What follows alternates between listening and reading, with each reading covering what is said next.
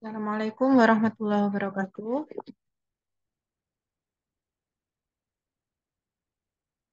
Untuk hari ini pembahasan kita mengenai cara untuk memasuki dunia usaha.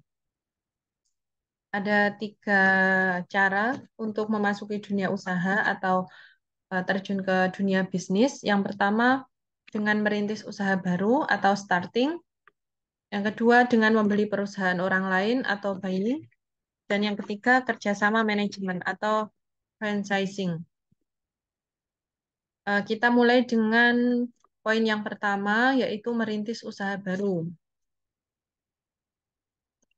Bentuk usaha baru yang dapat dirintis ada tiga jenis ini. Ini sebenarnya sudah saya bahas ya di beberapa minggu lalu tentang materi jenis-jenis usaha ya.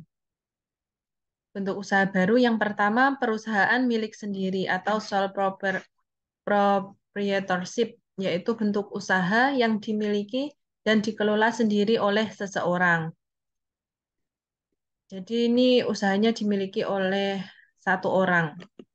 Nah, misalkan kalian buka usaha F&B di bidang makanan atau di bidang fashion, tapi yang mengelola hanya satu orang, kalian sendiri gitu ya. Jadi dari mulai proses produksi, terus marketing itu dikelola oleh satu orang. Itu namanya perusahaan milik sendiri. Atau mungkin kalian menjualkan produk orang gitu juga termasuk apa yang pakai affiliate itu bisa dibilang dalam usahanya itu juga milik sendiri, tapi produknya ngambil dari orang lain gitu ya. Tapi yang menjalankan itu kalian sendiri itu bisa dibilang milik sendiri. Yang selanjutnya persekutuan atau partnership merupakan suatu kerjasama atau asosiasi dua orang atau lebih yang secara bersama-sama menjalankan usaha bersama.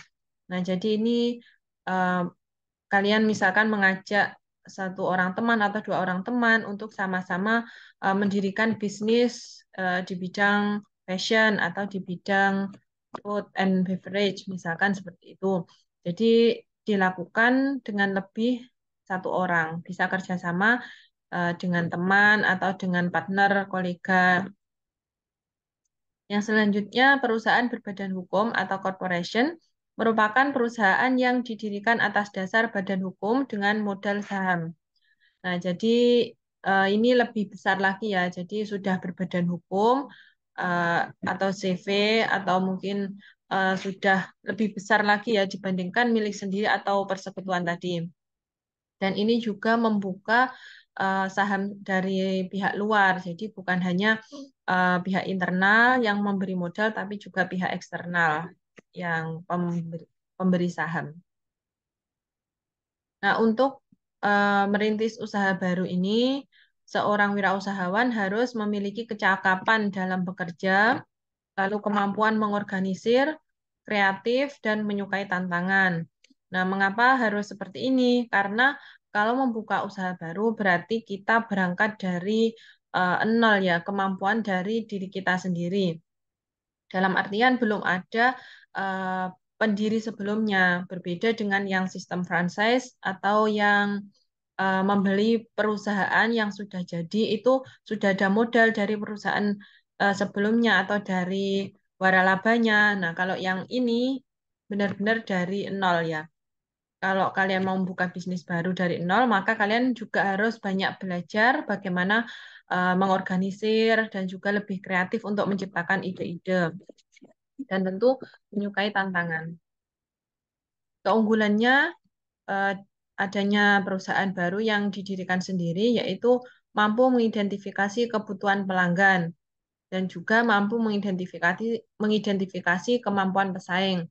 Nah, ini berkaitan dengan analisis SWOT yang kita bahas minggu lalu ya. Jadi sebelum mendirikan sebuah usaha baru itu harus ada analisis SWOT sendiri sehingga bisa menjawab bagaimana kebutuhan pelanggan dan juga pesaing, keunggulan, kelemahannya, ancaman, tantangannya itu ya. Jadi kalau perusahaan baru yang kalian sendiri yang membuat itu pastikan berangkat dari sebuah permasalahan ya dari analisis SWOT yang sudah kita bahas minggu lalu. Jadi lebih bisa mengidentifikasi kebutuhan pelanggan. Nah, ini menurut hasil survei Peggy Lambing tahun 2000, bahwasanya banyak ya dari wirausahawan itu yang mendapatkan ide bisnis dari pengalaman bekerja. Itu sebanyak 43%. Nah, misalkan ini ya ada seseorang yang sudah bekerja di sebuah perusahaan atau bisa dibilang seorang intrapreneurship. Itu lalu setelah resign atau memutuskan resign dari perusahaan, pengen membuka ide bisnis baru, membuka bisnis baru. Itu ternyata masih banyak yang terinspirasi dari perusahaan sebelumnya. Ya, bukan yang sama persis ya, harusnya ya ada modifikasi, ide baru apa yang dikembangkan gitu ya. Tapi inspirasinya dari perusahaan lama. Misalkan Mas Baitur Rahman ini kan kerja di sebuah perusahaan. Lalu Mas Baitur Rahman mau mendirikan perusahaan baru. Bisa jadi Mas Baitur Rahman ada inspirasi dari perusahaan lama seperti itu ya. Jadi masih banyak, sebanyak 43 responden itu ide bisnisnya itu dari pengalaman bekerjanya.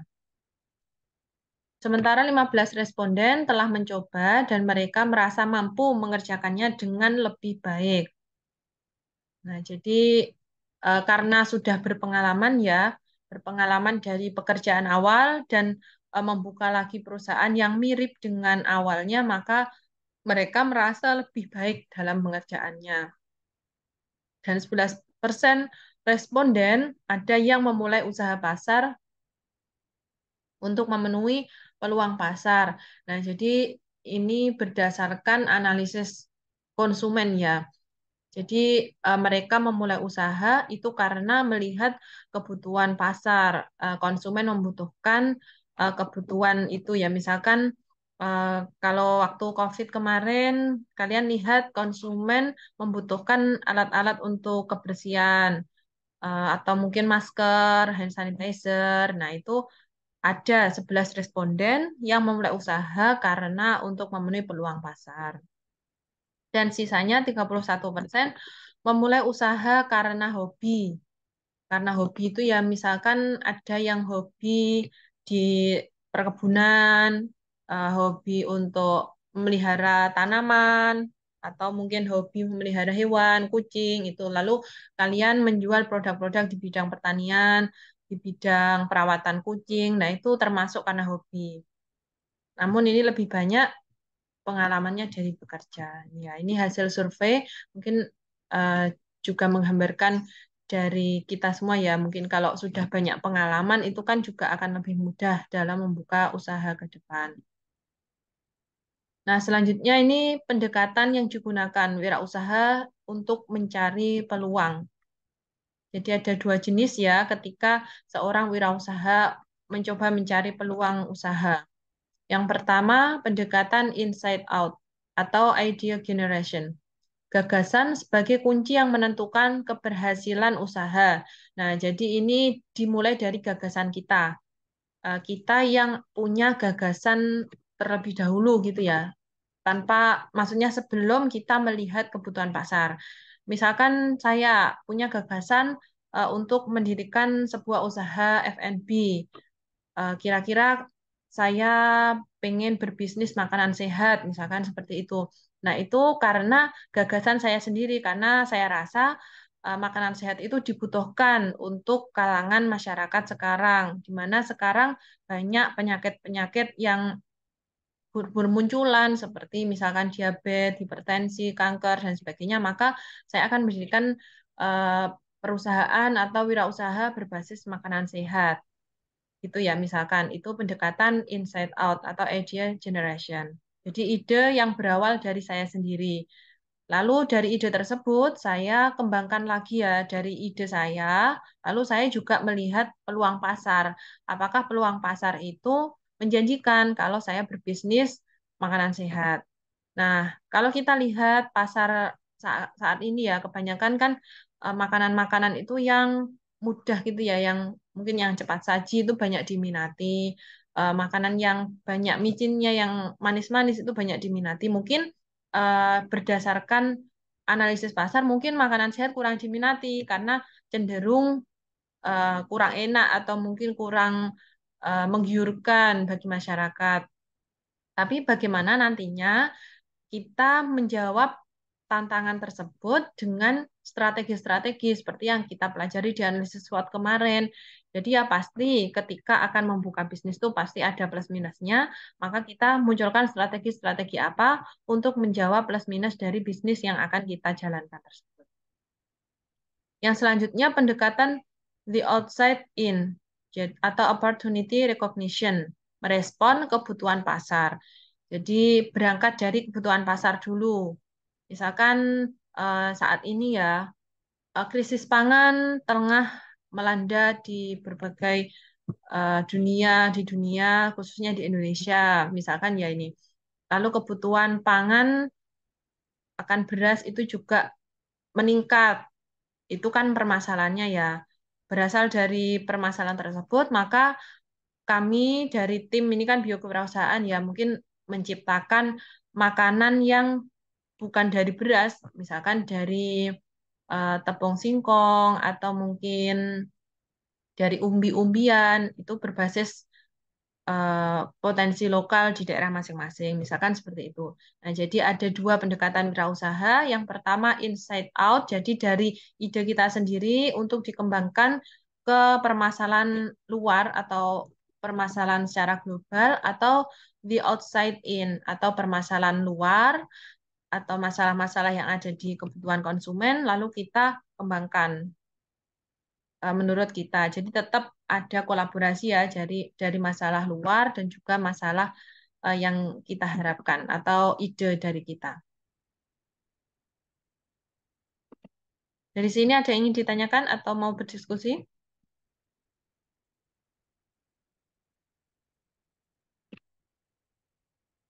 Silakan.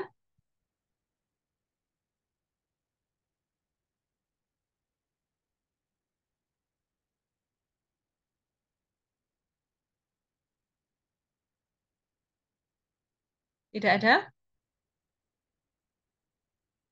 Kita lanjutkan ya. Ya, Bu. Selanjutnya ini ya, ini berkaitan dengan mencari peluang bisnis.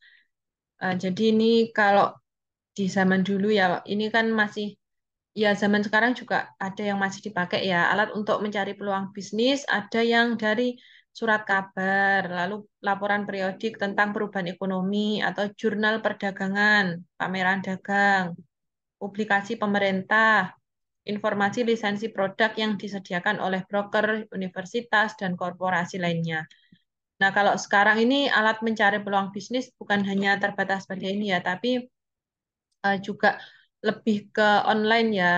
Kalian tinggal buka di TikTok, YouTube, Instagram, atau di Google informasi-informasi tentang bisnis itu banyak sekali di sana.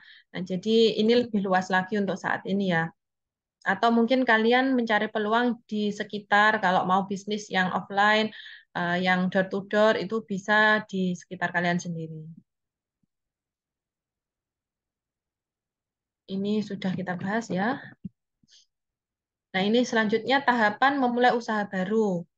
Yang pertama, diawali dengan adanya ide. Jadi ide tadi ya, yang bisa dimulai dari inside atau dari out, dari dalam diri kita atau dari kebutuhan konsumen. Lalu selanjutnya kalau sudah ada ide, kita mulai mencari sumber dana dan fasilitas atau sumber daya manusianya, sumber daya keuangan, barangnya. Selanjutnya mencari pasar atau konsumen dan juga terus memperhatikan peluang pasar sebelum produk diciptakan atau produk dirilis. Jadi ya harus berangkat dari permasalahan ya, tetap harus berangkat dari permasalahan di sekitar. Karena bagaimanapun permasalahan tersebut, ide kita itu yang akan menjawab dari permasalahan yang ada di sekitar. Dan tetap harus ada riset pasar, riset konsumen, supaya produk kita itu bisa diterima oleh konsumen.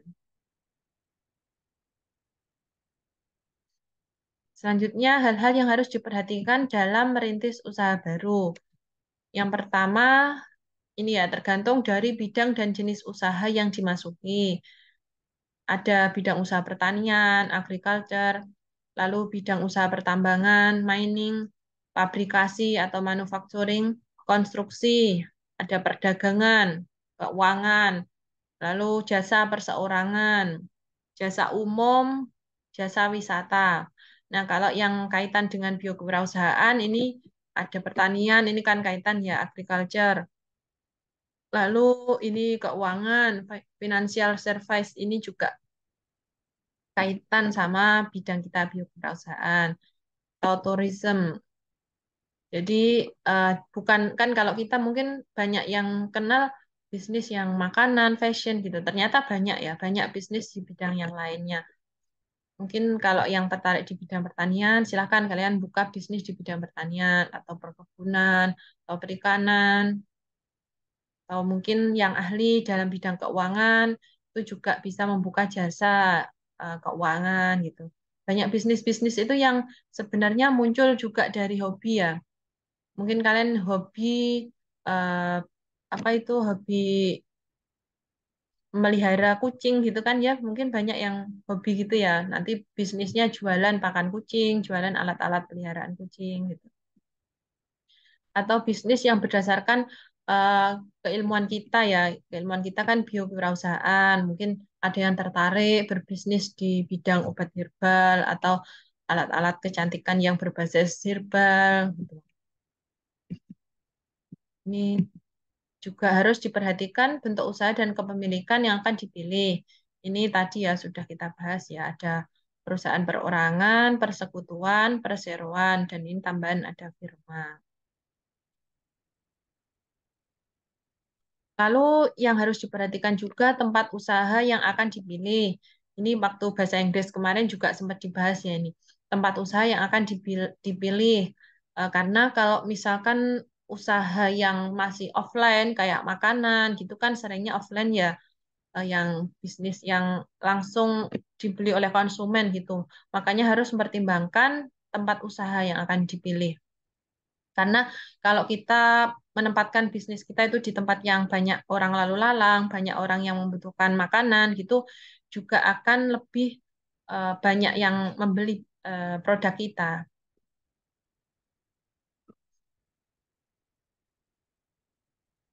Nah, selanjutnya juga penting diperhatikan organisasi usaha yang akan digunakan.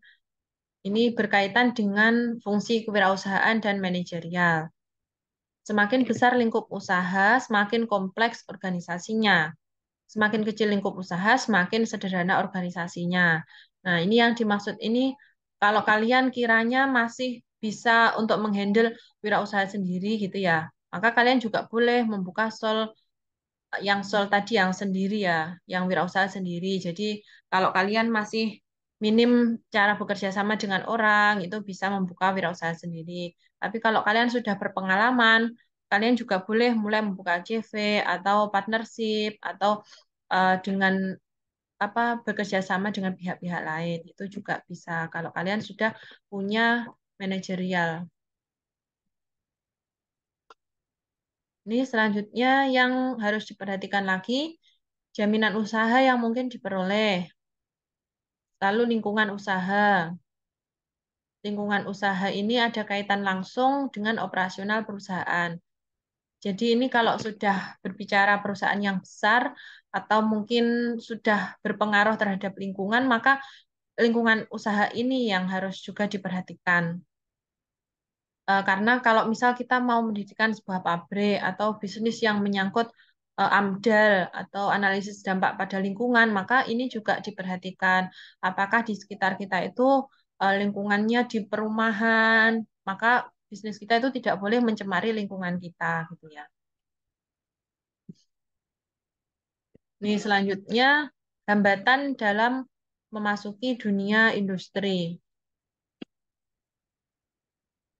Ini yang menjadi hambatan sikap dan kebiasaan pelanggan. Ini biasanya kalau pelanggan sudah cenderung ke produk A, maka mereka akan susah ya pindah ke produk yang lain gitu karena sudah ada kecenderungan misalnya. Lalu biaya perubahan dan respon dari pesaing yang telah lebih dulu ada. Ini jadi produk yang sejenis atau produk awal sebelum produk kita.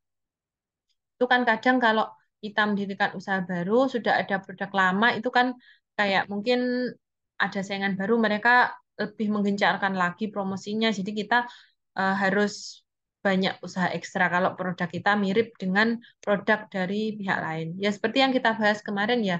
Kalau misal mirip, lalu apa yang harus kita lakukan? Mungkin dengan meningkatkan kualitas produknya.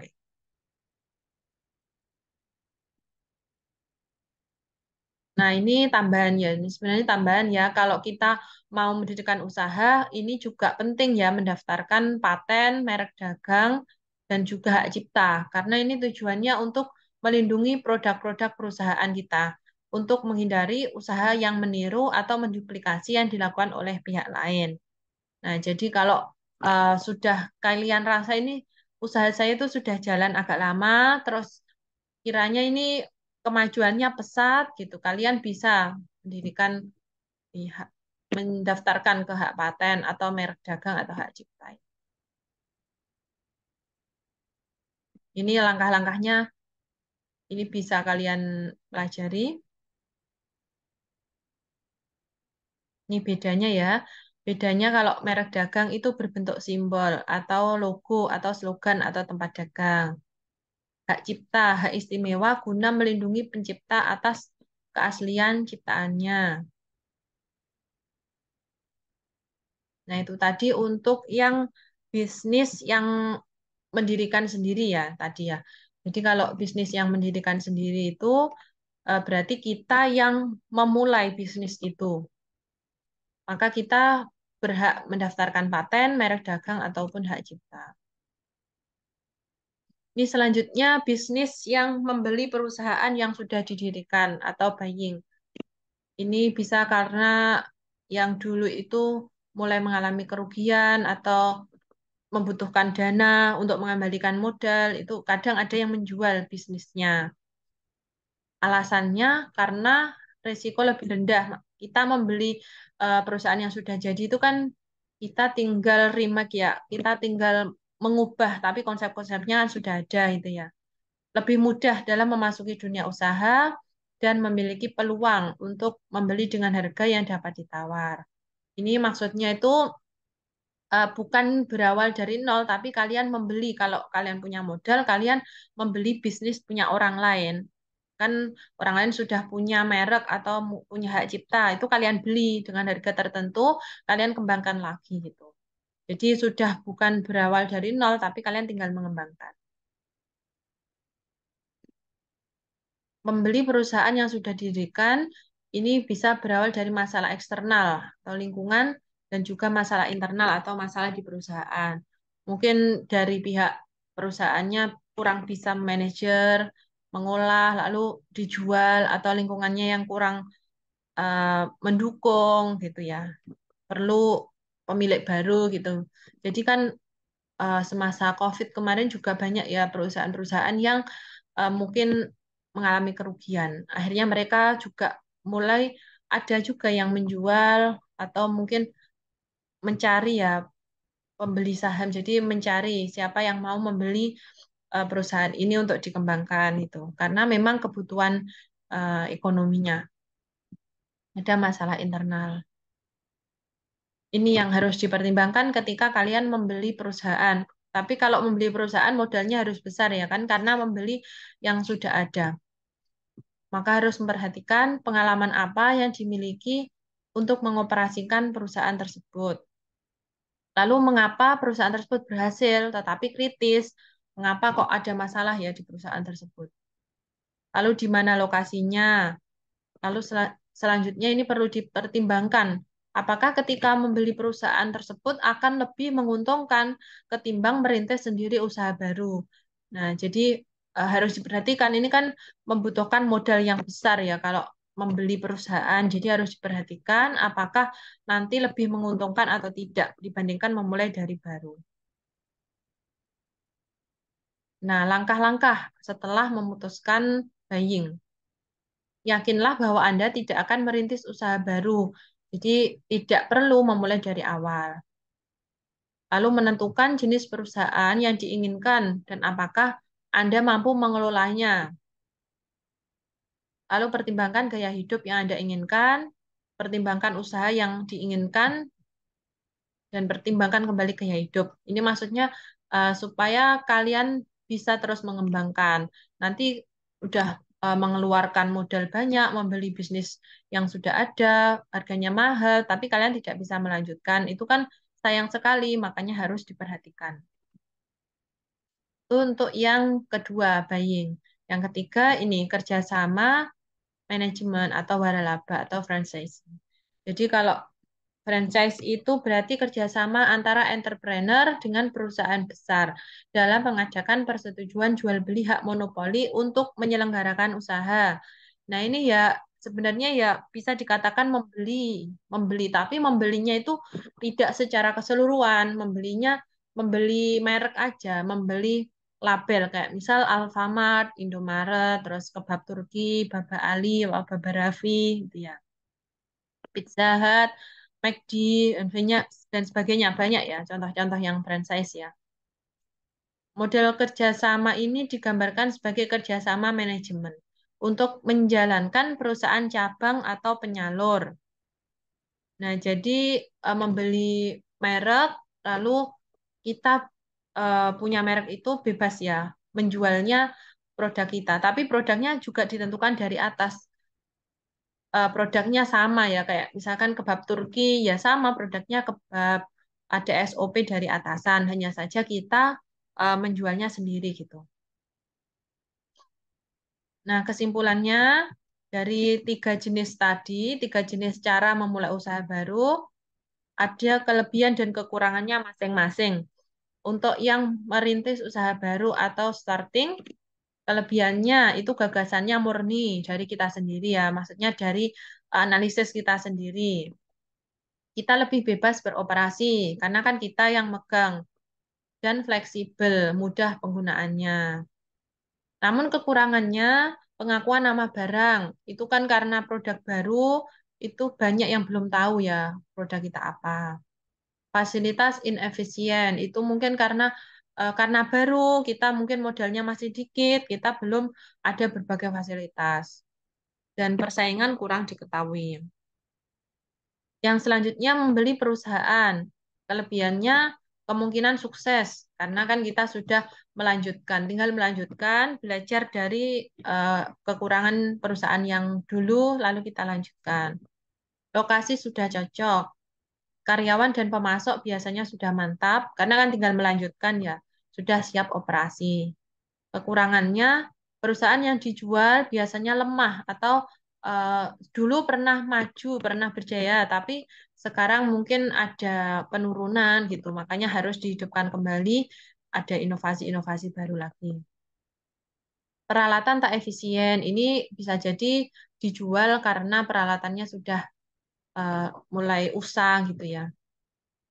Dan kekurangannya mahal karena kan membeli perusahaan. Dan sulit inovasi. Sulit inovasi ini kalau misalkan kita masih terkekang ya dengan perusahaan lama dan sudah ada SOP dan kita kurang ada ide-ide maka susah berinovasi. Tapi harusnya kalau kita sudah membeli perusahaan maka kita harus terus berinovasi. Selanjutnya untuk franchise, untuk positifnya kita mendapat pengalaman dalam logo, nama, teknik produksi, pelatihan, bantuan modal, karena kan kita sudah membeli merek dari pihak pemilik ya, franchiser. Dan penggunaan nama merek sudah dikenal. Kayak misal Indomaret, Alfamart itu kan siapa yang nggak kenal gitu ya. Kita tinggal melanjutkan. Namun kekurangannya tidak mandiri, kreativitas tidak berkembang. Ya sama modelnya dari atas ke bawah sama. Ya kayak Alfamart ya menjual produk-produk household, kebutuhan rumah tangga. Kalian sudah punya suppliernya, tinggal menghubungi ya sudah diatur dari pusat gitulah. Untuk promo-promonya juga sudah diatur gitu kan ya. Jadi tidak mandiri. Kreativitas tidak berkembang dan kurang independen, terdominasi, rentan terhadap perubahan. Nah, tapi enaknya kalian ya tinggal menjalankan karena konsepnya sudah matang dari awal. Itu ya. Jadi ada plus minus dari masing-masing usaha baru. Jadi tinggal kalian, kalau yang paling mudah, yang tidak butuh modal banyak, tentunya yang merintis usaha atau starting. Kalau membeli perusahaan, kalian butuh modal banyak. kerja sama manajemen atau franchise, tentu kalian juga butuh modal yang banyak. Nah, mungkin itu saja dari saya untuk materi hari ini. Ada yang ingin ditanyakan?